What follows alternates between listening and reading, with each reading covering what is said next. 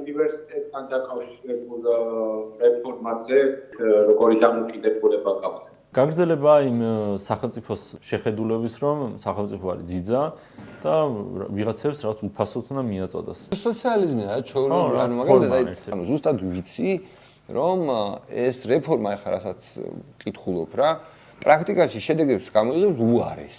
უბრალოდ უფრო უკმაყოფილი იქნება ხალხი რა. ის პრობლემა არ გადაიჭრება, ვითომ მიმართავს, თუნდაც ვითომ მიმართავს ეს რეფორმა, აი რაღაც მინდა და არც ის გადაიჭრება და პირიქით ახალი პრობლემები დაგვემართება. რა თქმა უნდა, ეს აი როგორ არის, რუსულად არის ესეთი გამოთქმა, წემ ხუჟე, წემ ლუჩე რა, აი მე ამას ესე ვუყურებ, რომ აი ის არის ჩემი პოლიტიკური ოპონენტი და გიჟობას აკეთებს რა, ანუ რაღაც მაგალითად ბაზარის კვლევა უნდა ყობახი და ისახის რომ ბაზარი უნდა გამოვიკვლიოთო და იმის მიხედვით გავაკეთოთ კვოტებიო იმაშიო რა ქვია, უნივერსიტეტებშიო რა. რამდენი კაცი მიიღო? ანუ ეს საბჭოთა კავშირში ხო, საბჭოთა კავშირში იყო ზუსტად ესე რომ რამდენი იურისტი, რამდენი ექიმი და მე უნდა გაგენაწილებინა რა. ანუ აი წარმოიდგინე, არა თუ უნდა მიიღო ამ ბაზრის კვლევა, მე ეს ხალხი უნდა გაუშვა, ზოგი უნდა გაუშვა ონში, ზოგი უნდა გაუშვა არ ვიცი იმაში რა ქვია სამცხე ჯავახეთში, რომ თავის თუ არ წავა, როდესაც ესეთი წარმოდგენით მოძრაობ 21 საუკუნის საქართველოში თითქმის 40 წელი ვითომ დამოუკიდებლები ვართ და წარმოიდგინე საკუთარი აზრი არ გაგვაჩნია. უბრალოდ არ გაგვაჩნია, ხო და აი წარმოიდგინე პლუს არის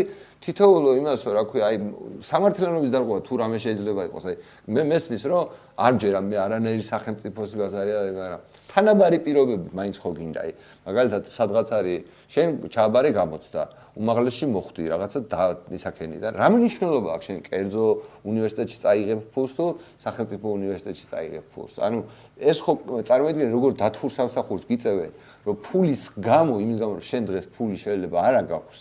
ამის გამო მიდიხარ უარეს ადგილას, ვიდრე შენი ნებით წახვიდოდი და ეს ფული რო გქონოდა, რომელიც შენ უბრალოდ იმ რაღაც დებილური გამოცდის ჩაბარებით მოიპოვე რა.